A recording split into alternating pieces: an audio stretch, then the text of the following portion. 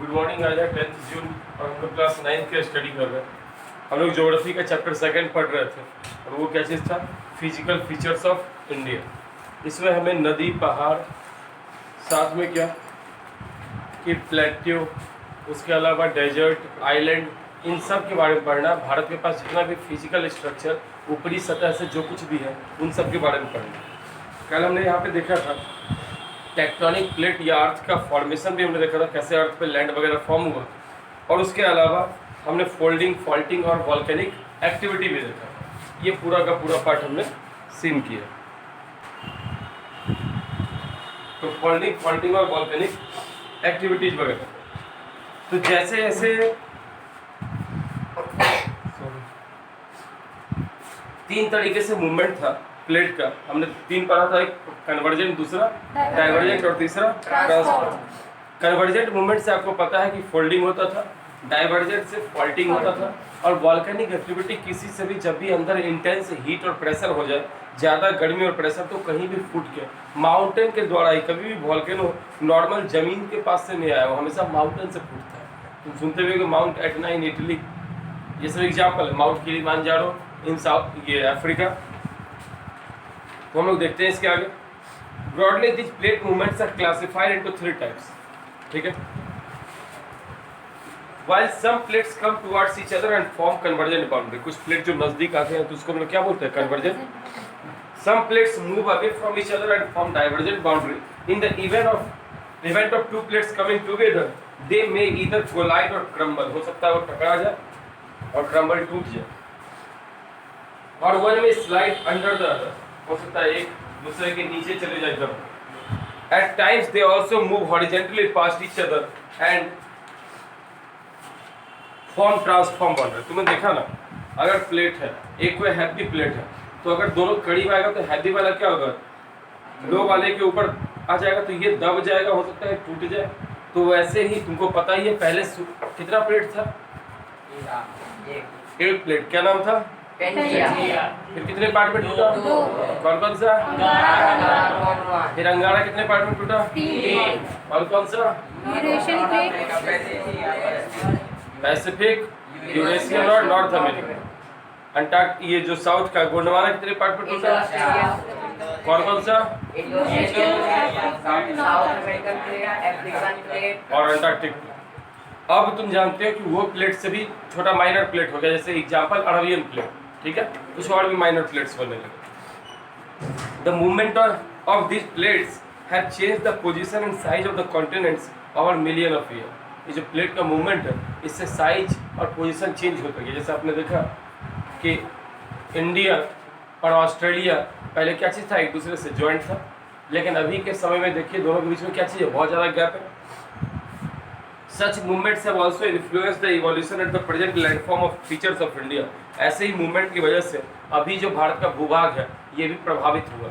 आप देखिएगा, अभी आपको हम फॉर्मेशन ऑफ हिमालयाज बताएं, ठीक है, ध्यान दीजिए।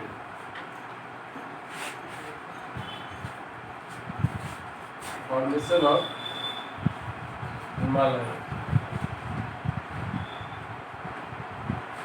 पहले क्या चीज था? ऊपर यूरेशियन प्लेट था। यूरेशियन मतलब यूरोप प्लस एशिया। जो रसा वाला पार्ट है वो अकेले इस प्लेट पे सबसे ज्यादा भाग है। और नीचे क्या चीज था? इंडो ऑस्ट्रेलियन प्लेट था, या कहीं कहीं पे इसको अंगारा और गोंडवाना भी लिखे, क्योंकि तुम पता है तुमको ये अंगारा का एक पार्ट यूरेशियन है और गोंडवाना का एक पार्ट क्या है? Indo Australian.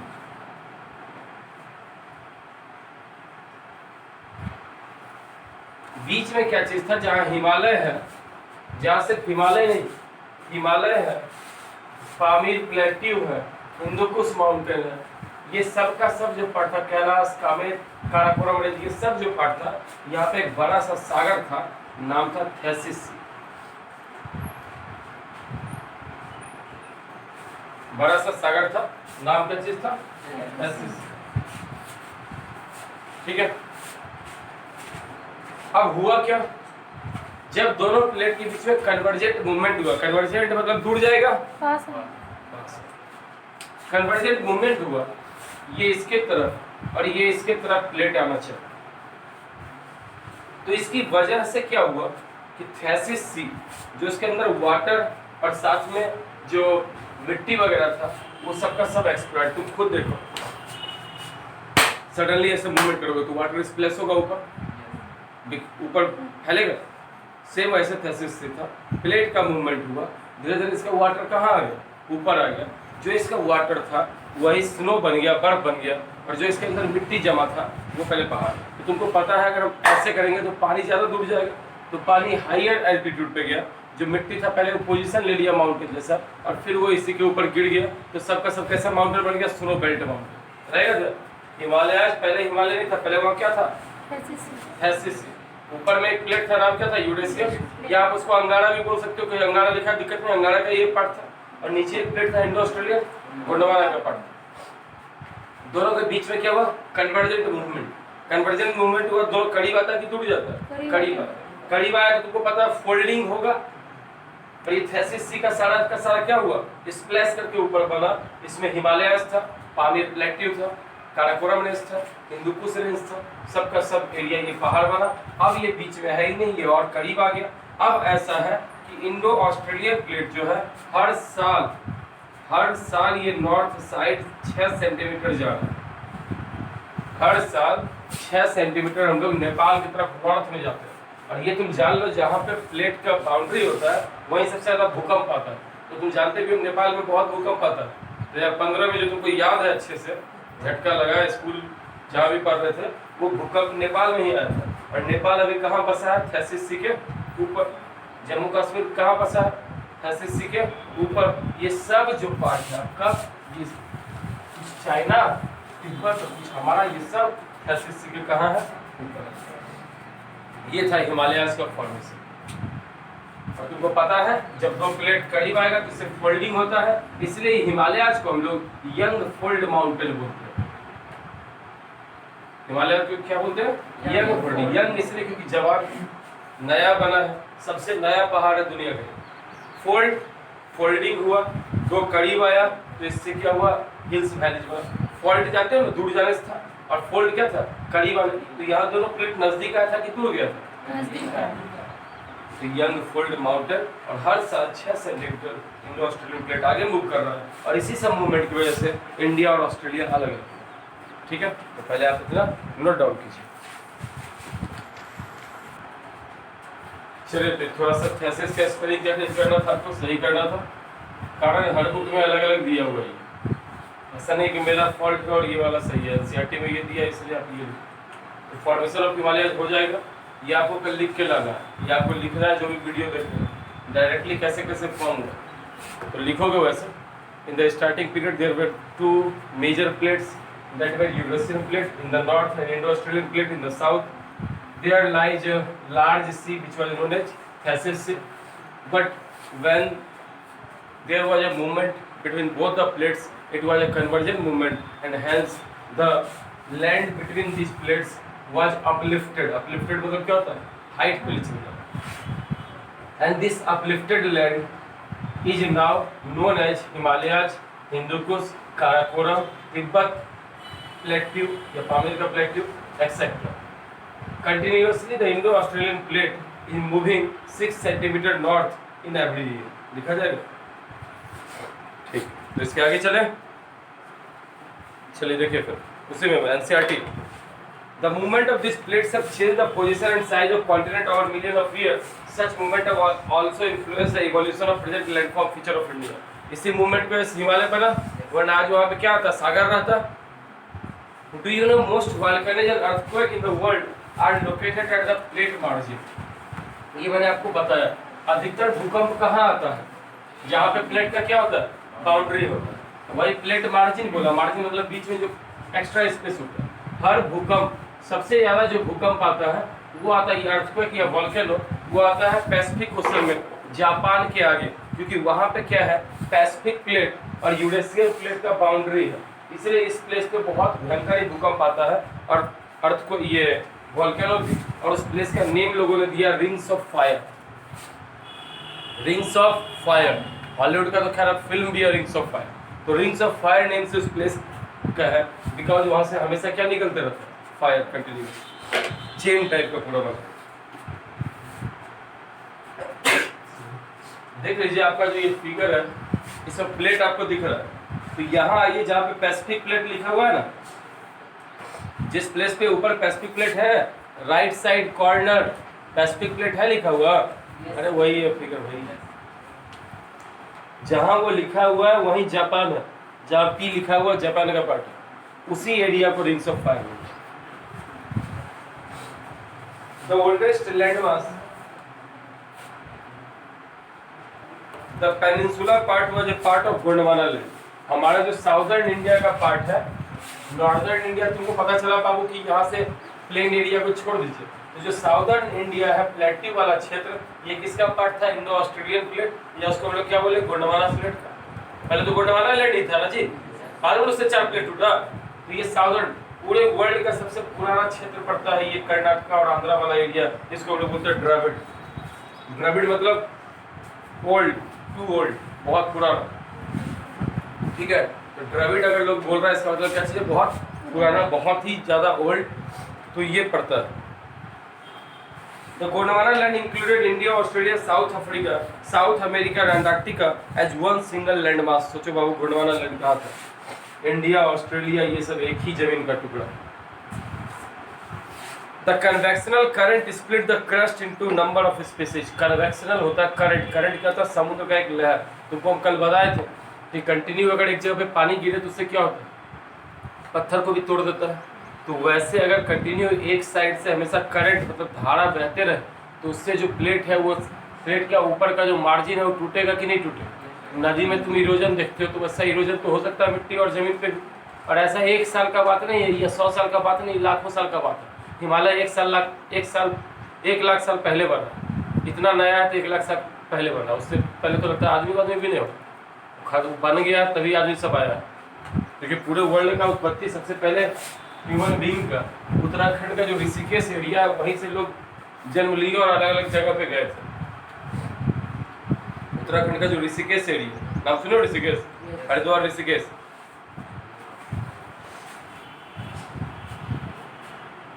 The convectional current split the crust into a number of pieces, thus leading to the drifting of Indo-Australian plate after being separated from the Gondwana land towards north। तो तुमको पता ही चल गया Gondwana land में पहले था Indo Australian plate, लेकिन ये भी क्या हो गया? टूट गया गोंडवाना लैंड से, और ये किसकी तरफ जाने लगा? नॉर्थ की तरफ, उत्तर की तरफ गया।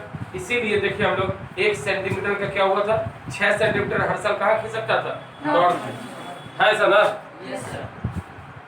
The northward drift resulted in collision of plate with the much larger Eurasian plate। ये जो इंडो ऑस्ट्रेलियन प्लेट था इसका टकराव किससे हुआ? यूरेशियन प्लेट से। और ज्यादा बड़ा कौन सा प्लेट था?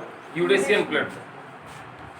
Due to this collision, the sedimentary rocks which were accumulated in the geosyncline known as thesis were folded to form the mountain। तुमको बताए थे thesis सी, उसमें geosyncline, देखो बाबू, geosyncline होता है अर्थ के अनुसार, सिंक्लाइन एंटीक्लाइन। अगर ऐसा बनाओगे ना तो माउंटेन को बोलते हैं क्या चीज? एंटीक्लाइन, और नीचे को वैली को क्या बोलते हैं? सिंक्लाइन। Anticline, syncline. तो जो थेसिस सी के अंदर मिट्टी और पानी सब था वो सब क्या हुआ? पहाड़ बना और बर्फ बना। We are folded to form mountain system of western Asia and Himalaya. तुमको पता है हिमालय भी इसी से बना, और वेस्टर्न एशिया मतलब जो भी माउंटेन ईरान अफगानिस्तान तक का भी है वो सब इससे बना। गोंडवाना लैंड क्या था? It is the southern part of ancient supercontinent Pangaea. बता चुके हैं, अकेला जब पहला था एक सिंगल तो उसको क्या बोलते थे? पेंजिया। और पेंजिया से कितना टूटा था? अंगारा गोंडवाना। गोंडवाना साउदर्न था कि नॉर्दर्न था?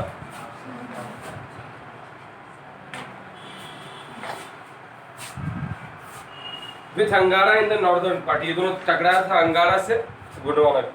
The Himalayan uplift out of Tethys sea and subsistence of northern flank of peninsular plateau resulted in the formation of large basin.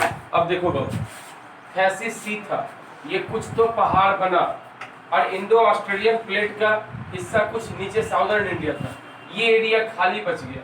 तो इससे क्या हुआ? नदी वगैरह मिट्टी लाती थी और इसी से जमा होते होते हमारा कौन सा एरिया बना? Northern plain. तो पंजाब, हरियाणा, यूपी, बिहार बहुत पुराना क्षेत्र नहीं है ये हिमालय बनने के बाद नदियां मिट्टी लेके आई बहाकर, और इसी से ये जगह बना। तुमको जान के आश्चर्य होगा कि पहले मेघालय और झारखंड एक दूसरे से जमीन से जुड़ा हुआ था। मेघालय और झारखंड, अभी तुम बीच में देख लो, तुम सोचोगे नहीं सर बहुत बीच में गैप है, एक दूसरे से जमीन से जुड़ा हुआ था पत्थर वगैरह से। हुआ यूं कि गंगा और ब्रह्मपुत्र और टिस्टा ये सारी नदियां हर साल कुछ मिट्टी लेके आई और इन दोनों के बीच जो दरार हो गया था, जो गड्ढा था, उसको भरना शुरू कर दी कंटिन्यू मिट्टी ला ला के। वही मिट्टी भरने की वजह से अब ये प्लेन एरिया बन गया ऊपर और हम लोग उस पर निवास कर रहे हैं। ये सब जो क्षेत्र देख रहे हो, पटना, बिहार, होल जो कुछ भी है, ये सब का सब उसी समय नदियों के द्वारा लाए गए मिट्टी से बना है। अदरवाइज ये क्या चीज था, एक तरह का गड्ढा था, ठीक है, उससे भरा है। Got it?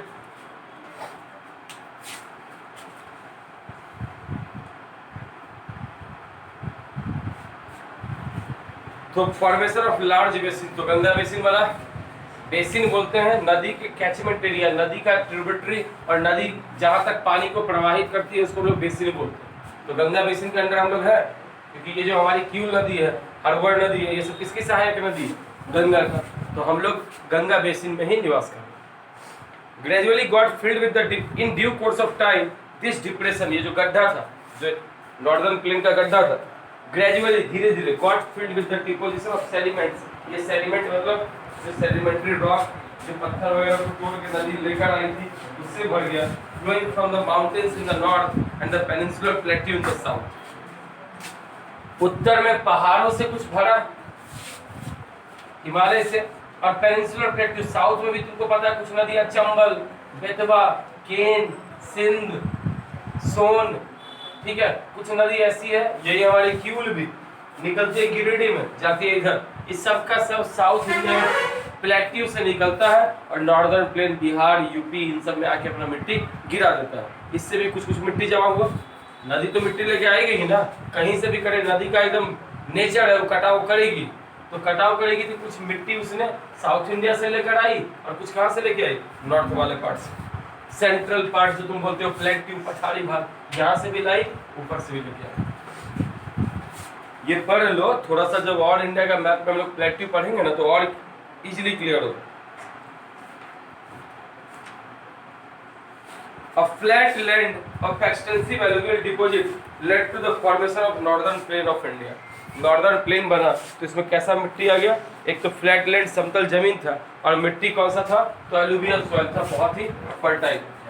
The land of India displays great physical variations geologically. The peninsular plateau constitute one of the ancient landmass on earth surface। तुमको अभी हम बताए थे पेनिनसुला, पेनिनसुला बोलते हैं वैसे एरिया को जो तीन साइड से पानी से घिरा रहे। दो डिफरेंस ध्यान रखना, एक है पेनिनसुला, हिंदी में इसे बोलते हैं प्रायद्वीप,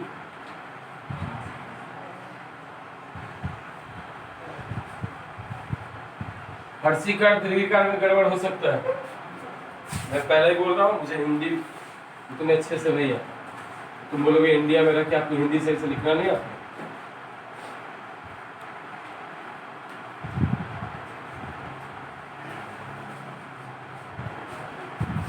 देखो, पेनिनसुला वो एरिया है जो तीन साइड से पानी से घिरा रहे, वेस्ट से भी, ईस्ट से भी, साउथ से भी।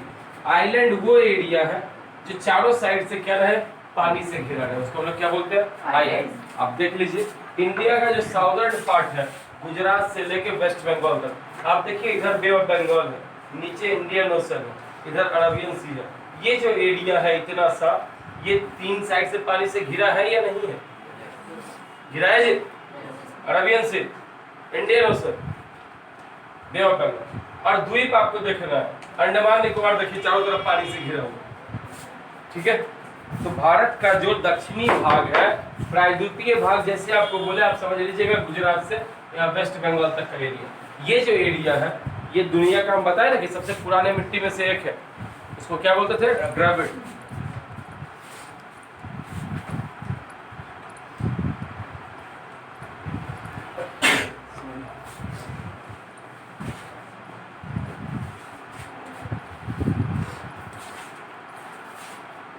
आगे, तो geologically the peninsular plateau on the earth surface constitute one of the ancient landmass, सबसे पुराना। It was supposed to be one of the most stable land block। Stable किसको बोलते हैं, इसमें कोई वाइब्रेशन, कोई चेंजिंग ज्यादा नहीं है। आप एक बार सोच के देखिए, साउथ इंडिया में आप जल्दी भूकंप वगैरह नहीं सुनते हो, बाबू जो नया जमीन है वही ना दरार वरार पड़ के नीचे धंसेगा। जो पहले से घर हम लोग बनाते पहले धुरमुस करते हैं, यू अंडरस्टैंड, धुरमुस एक लेके ठोकते हैं, करते हैं ऐसा जी, पत्थर बोल्डर प्लास्टर करने से पहले। बहुत अच्छा, बहुत इंडिया में लंदन के सब फीलिंग फील करते, कुछ पता नहीं, ठीक है। या तो नदी के किनारे घर बना, हम लोग का नदी के किनारे है क्या, घर बना, कुछ दिनों में इरोजन होगा, मिट्टी जहाँ पे आप बनाए तो मिट्टी थोड़ा नीचे बैठेगा, घर में दरार आ जाएगा। घर में दरार आना है फिर रीजन क्या है, मिट्टी स्टेबल नहीं है। मिट्टी स्टेबल कहाँ का है सबसे ज्यादा, साउथ इंडिया। वहाँ के लोगों को लास्ट याद नहीं है भूकंप कब आया था। और हमारे यहाँ के लोगों को दिल्ली चले जाओ तो लोग बेचारा हर 20-25 दिन में एक बार हिल जाता है, उसको पता है कि भूकंप कब आया। नेपाल जाओ तो उसको तो खैर भूकंप से आदत होती है। सबसे ज्यादा वर्ल्ड का भूकंप बताए थे रिंग्स ऑफ फायर जापान के आगे है, इसलिए जापान के ईस्टर्न साइड में लोग जो है लकड़ी का घर बनाते हैं कि अगर घर टूट भी जाए, भूकंप आया टूट गया, एक एक लात मार के निकल जाएगा, मारेगा लात उससे बाहर।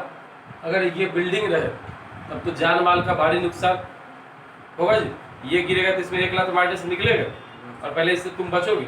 लकड़ी से खूब होगा, सर फटेगा, लात मार के बाहर जाएंगे, इलाज तो होगा बाहर, इससे तो दबे रहोगे। राहत कर्मी से लास्ट उठाने के लिए ही चाहिए, उसके पहले कोई ऑप्शन नहीं।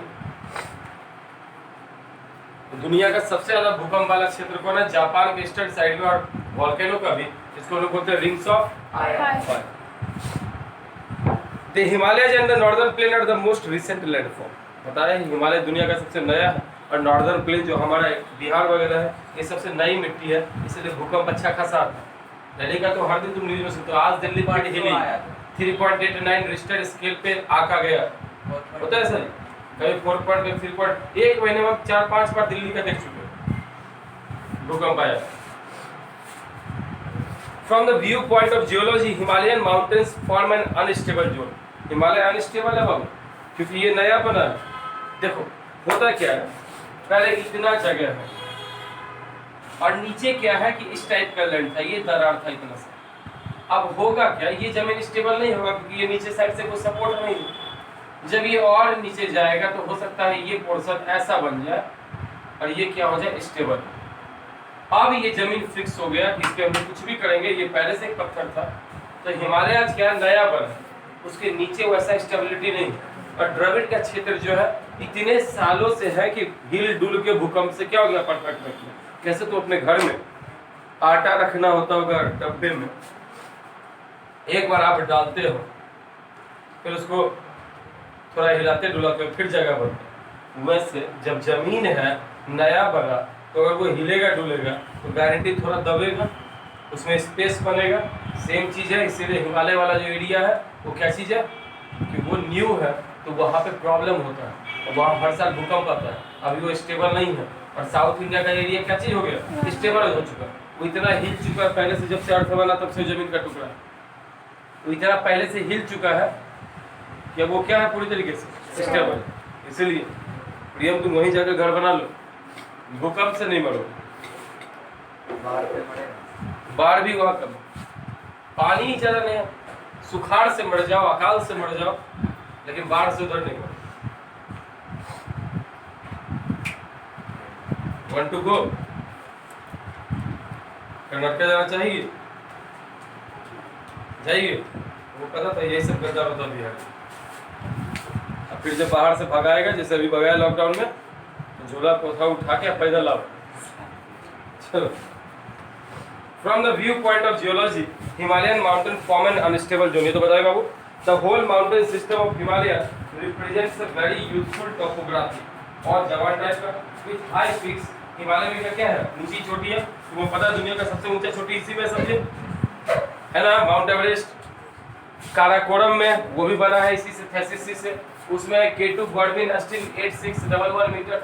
फिर हिमालय में और क्या चीज़ है, कंचनजंगा 8597 मीटर, मकालू, धौलागिरी, नंदा देवी, नंदा पर्वत, नंगा पर्वत, कामेत, ये सारा का सारा किसमें आ रहा है, हिमालय में है। आगे कोई ऐसा नहीं कि बहुत बड़ा बड़ा बात बोल दिया, आगे तुमको मिलेगा। तो हिमालय में क्या चीज़ है, हाई पीक, जब चोटी ऊंची होगी तो वैली क्या होगा, गड्ढा होगा जी। एक माउंटेन है जो इस टाइप का, तो ये पीक, तो ये वैली इसका कम वैली है गड्ढा, और एक माउंटेन है ऐसा है, तो अगर पीक ऊंचा होगा तो वैली भी क्या होगा, ज़्यादा गहरा होगा। तो वैसे हिमालय में हाई पीक्स, पीक समझती हो, चोटी, बाल में चोटी हम लोग यहाँ करते हैं कि नीचे चोटी भी करते हैं, चोटी हमेशा ही क्या होता है, सबसे अपर पार्ट होता है जी। इसीलिए माउंटेन का भी सबसे अपर पार्ट जो हो गया उसको क्या बोले, पीक। डीप वैलीज, गहरी घाटियां, and fast flowing rivers. The northern plains are formed of alluvial deposit. The peninsular plateau is composed of, अब नॉर्दर्न प्लेन में क्या हो गया, अलुवियल डिपॉजिट, नदी हर साल आई, और अलुवियल मिट्टी को हिंदी में बोलते हैं जलोढ़ मिट्टी, ये सबसे फर्टाइल होती है, सबसे उपजाऊ, इसमें ही सबसे ज्यादा खेती होता है और सबसे ज्यादा लोग भी बसते हैं। घर बनाना प्लेन एरिया में आसान है कि माउंट एवरेस्ट पे बनाना आसान है, प्लेन। तो प्लेन एरिया का हमारे यहाँ, इसलिए सबसे ज्यादा डेंसली पॉपुलेटेड एरिया कौन सा है, हमारा। The peninsular plateau is composed of igneous and metamorphic rocks with gently rising hills and wide valleys। जो पठारी भाग है हमारा भारत का, इसमें क्या चीज है, इग्नियस और मेटामॉर्फिक रॉक्स। इग्नियस हार्ड होता है, मेटामॉर्फिक भी हार्ड होता है, और सेडिमेंट्री क्या चीज होता है, वैसा एरिया जहाँ पे नदी सब बहा के लाती है, वहाँ सेडिमेंट्री रॉक होता है।